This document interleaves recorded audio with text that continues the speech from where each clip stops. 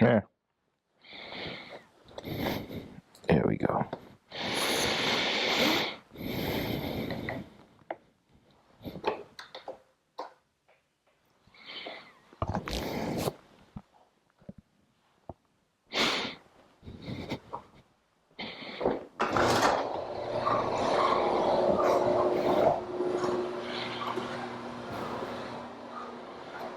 This is out in the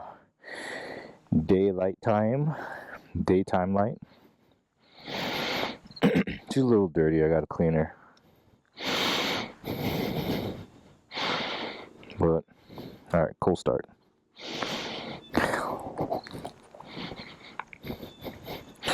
Just put her in the proper gear, or lack thereof.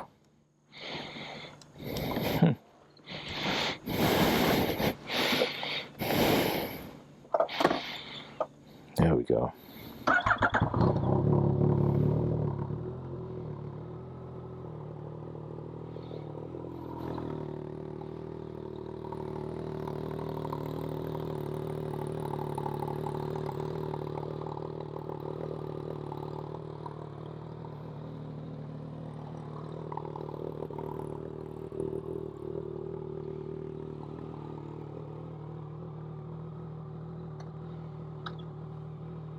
All right.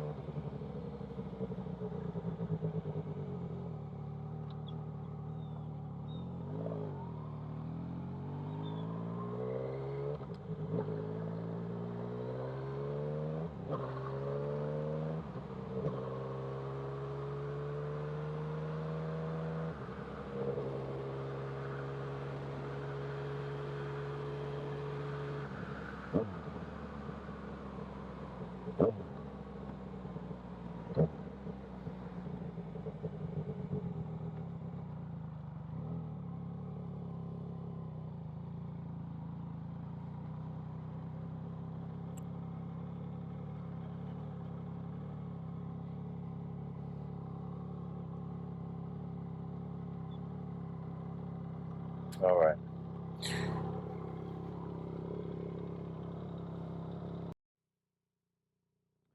In case you guys are wondering, the exhaust that I have, just make sure I'm recording. Okay, cool. The exhaust that I have is the CS Racing. Spent some time doing some research on an exhaust. I actually wanted an exhaust that would be clean, because the bike's OEM exhaust is actually clean, flush with the body of the bike, and I really like that. I'm not a big fan of the fart cans sitting on the side of the bike. It protrudes and makes it look pretty ugly, in my opinion. So I like something that looks sleek, that looks stock, but gave me the aftermarket sound of the MT-09, as it's a very capable bike as far as sound is concerned, performance and all that. But if you know about this bike, you are very, very familiar with it. It's a pretty common bike. I'm pretty sure because of the price point. These are not super expensive bikes, but it's a good bang for your buck bike, the MT-09. You get a lot for it. All right, enough chatting about the exhaust. We can talk about other upgrades that I made on the bike as time progresses. And if you guys want to hear anything specific as far as what I've done to the bike, go ahead and ask. Alright, so let's go ahead and hit this ride. I'm going to get a quick workout at the gym, really quick, and then probably go over to the Walmarts and purchase some supplies for a hobby of mine that I am starting, that I actually may introduce on this channel. We'll see. So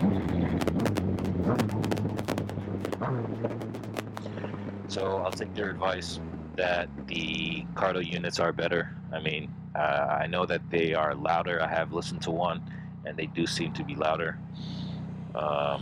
So you're not cranking up the volume to its max and listening to distortion, especially when you don't have earplugs in.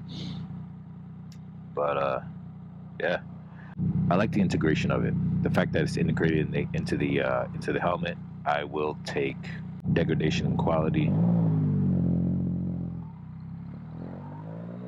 music quality and whatnot.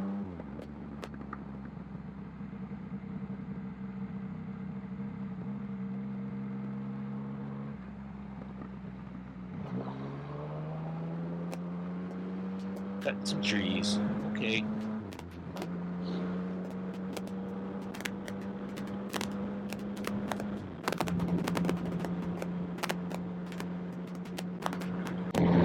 That's what we have here. Is that a...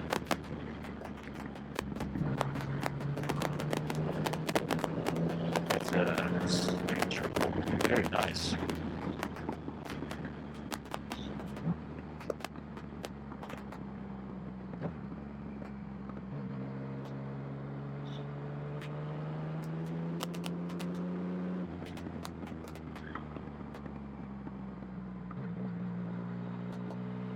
Street Triple, very nice bike. Actually, when I was considering getting a bike, Street Triple was actually on my radar. I was looking for a naked bike, and it was between the Z1000, the Street Triple, and the MT09. I was looking for something in the range of 800 and 1,000 cc's.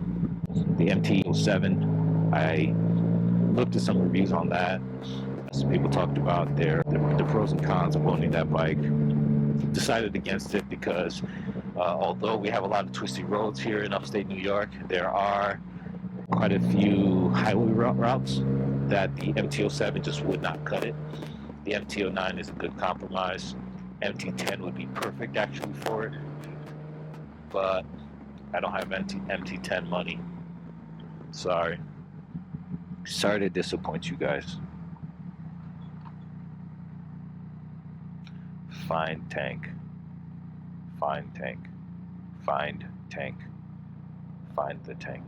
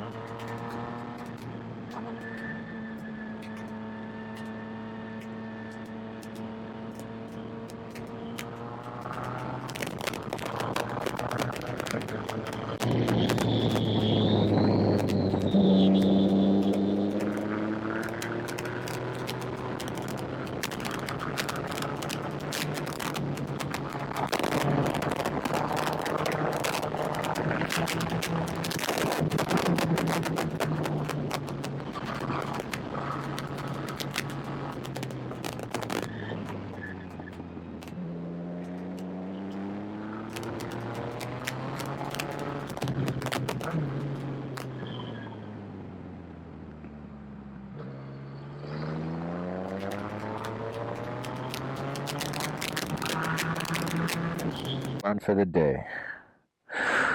It feels good. Get your workout in. You get one body.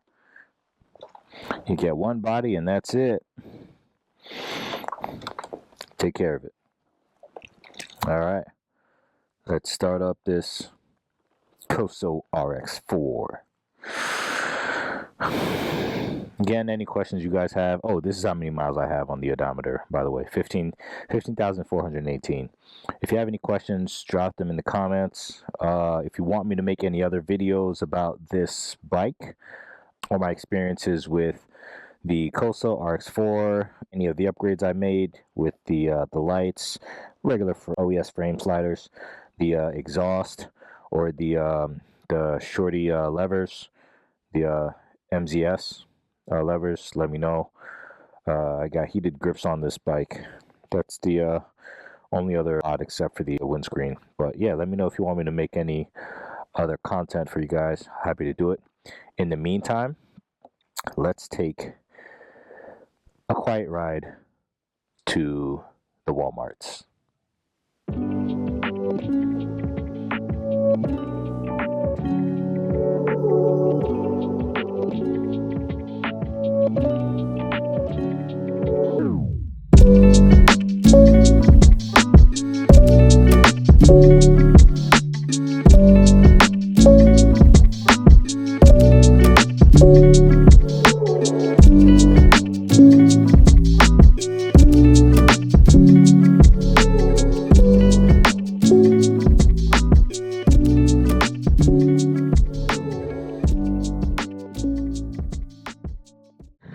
Hi. Uh-oh.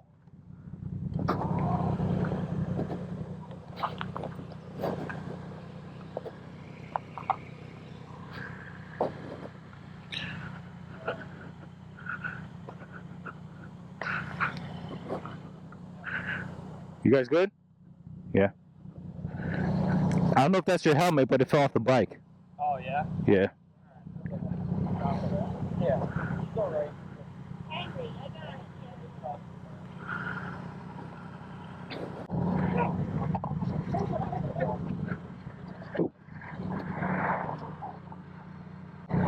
it. You good? Yeah. He's all right, thankfully. Yeah. It's good. All right.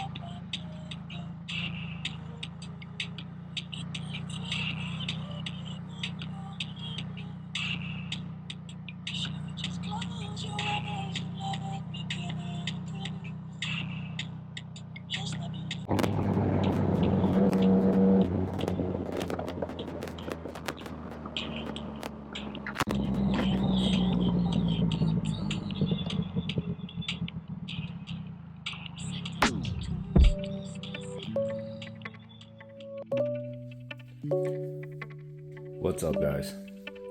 So just a quick update. It's been a long winter.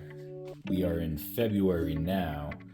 The portion or the segment of the video that you just watched was from my last ride of 2024, summer of 2024. That was maybe end of August, middle to end of August, and I haven't ridden much since. However, this coming riding season, you're going to be getting a lot of content from, specifically on weekends and sometimes during the week. Anyways, that was the last video of the year. I have some maintenance that I'm going to be doing on the bike also, so I'm going to be dropping some maintenance videos on that. It's going to be chain and sprocket replacement on this bad boy, and then I'm going to be doing a license plate relocation to relocate from where the plate is right here. I don't like this location. I'm going to be moving that to there. So those are the only two mods outside of an oil change, and I'll probably do a video on that. For those who don't know, the oil change on a naked bike is really easy. It's actually laughable easy. This is the license plate relocation that I'm going to be doing. So I'm going to be creating a video on that. Here's my gear. I got the Alpine Star jacket. This is the, I forgot what model this is, but it's basically a lightweight summer jacket. Lets a lot of air in. It's vented. I had the CE armor in the back plate, and the chest plates also in this. Has some pockets inside. It's a pretty old jacket. I've had it for about 4 years.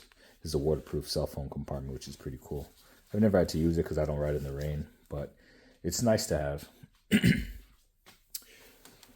This is my Shoei GT Air 2 helmet.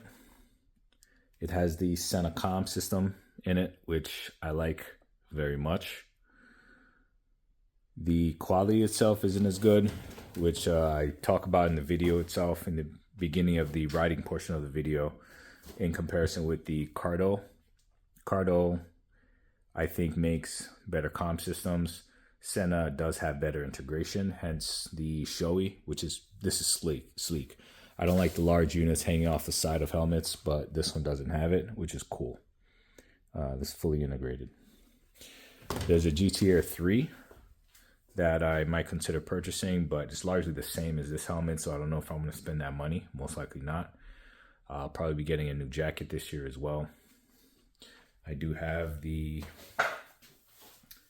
Alpine Star riding boots. Those are vented, or sneakers. They're classified as boots, but they look like sneakers. These are vented. In the summer months, they do great. Fantastic job. I don't have any issues with my feet getting hot. The engine compartment on this bike does get pretty hot. It's right next to your feet, and you do feel the heat wafting off of it. Yeah, so these are very good riding shoes. I don't have pants. I wear regular jeans. I should gear up on the pants portion and probably get, not for nothing, a suit that's probably offers better protection. So when I do upgrade the jacket, it's probably going to be that. I said suit, I meant jacket. I don't have a suit. When track day comes, I will be purchasing a suit. So I will be doing track days in a suit, obviously. That is mandatory.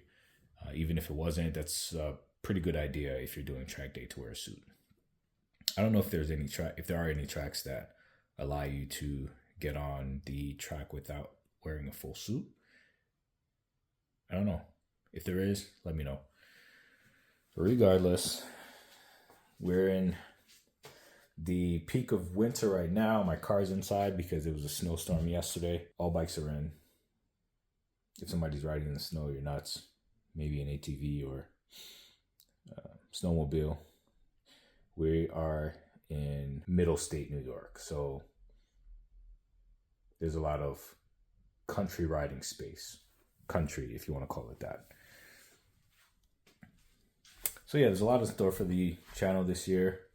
I'm going to be doing a lot of content reviews on this bike, and there's potentially going to be another bike coming to the channel as well. So I'm very excited about that. And there is going to be a car coming to the channel. It's not motorcycle related, but you'll get a sneak peek of that. I'll have the car content elsewhere. For those who are interested, I will link it to this video or let you guys know in this video if you guys choose to follow that channel when it does come up. Either way, this is my 2018 MT-09. For those who haven't watched my first video detailing the 2018 MT-09's Corsa RX4 gauge, the dash upgrade that I did on this. I previously had a regular OEM dash that I did a SP color conversion, where I took the color of the dash and it basically looked like the MT-09 SP. It was the inverted black or navy blue. It was black for all intents and purposes, but I got rid of that and got the Corsa RX4. Has Bluetooth integration. Again, if you want to know more, I do a run through on that first video, on the first video I have on my channel. So go ahead and check that out. And I'll do a full walkthrough on the Corsa when it gets warmer out, because I'm not riding obviously now. So when it gets warmer out, I'll do a full walkthrough on it, because I had it for a little bit and I want to tell you guys all about it. If you have an MT-09, honestly, this is probably one of the best upgrades you can make outside of a tune and an exhaust. Those are two necessaries. This would probably be the third mandatory upgrade, I would say. It's a very good unit, has Bluetooth. It has maintenance required reminders on it. What else does it have? It has daytime dark mode, which switches automatically if you choose to have that. You can actually put different colors on it also on the screen display. So it's pretty cool. It has a lot of features, feature focused. That's it. I haven't upgraded the suspension. A lot of people complain about the suspension on the bike itself. This is OEM. I don't have any issues with it. It's not as firm as some super sport bikes or bikes that are meant for, you know, track. I see what people are saying with it being a little soft, but for me, it's not a major issue. It's fine. It's perfectly fine. That would not be something I would upgrade. The seat though is pretty bad, but I don't want to spend $200 on a seat, so that's why I still have the OEM seat. If I can find one for less than $150, I'll probably jump on it, but as of right now, it's fine, because anything less than an hour ride is not a big deal. I can deal with it. Tailbone soreness. But yeah, she's a little dirty. I will clean her before that first ride. Probably do a video of that. Some suds. And that's that. But either way, I apologize for the audio in the video. The audio itself is pretty bad. That's due to the Purple Panda mic. I purchased that after doing some research, where a lot of people, well, not a lot of people, some people did recommend the Purple Panda for MotoVlogging. It is, in my opinion, not a good mic at all. It pops. There's crackles. Sound cuts out when I'm riding over 60 miles per hour. It sounds pretty bad. So I already purchased an upgrade or a different mic altogether.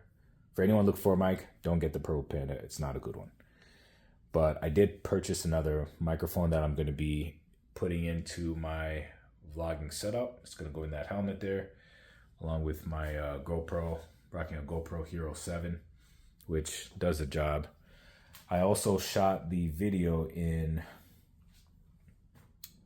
4:3 instead of 16:9, largely because I was doing post-production on an older computer, and I have since upgraded that computer, so all future videos will be shot in 4K 16:9. Like this video is going to be posted in 4K and 16:9, or this portion of the video itself. But the rolling footage that I shot from last summer is going to be in 4:3. All right, I'm not going to make this too long. I've been rambling enough. Just wanted to give you guys an update on what is to come on this channel.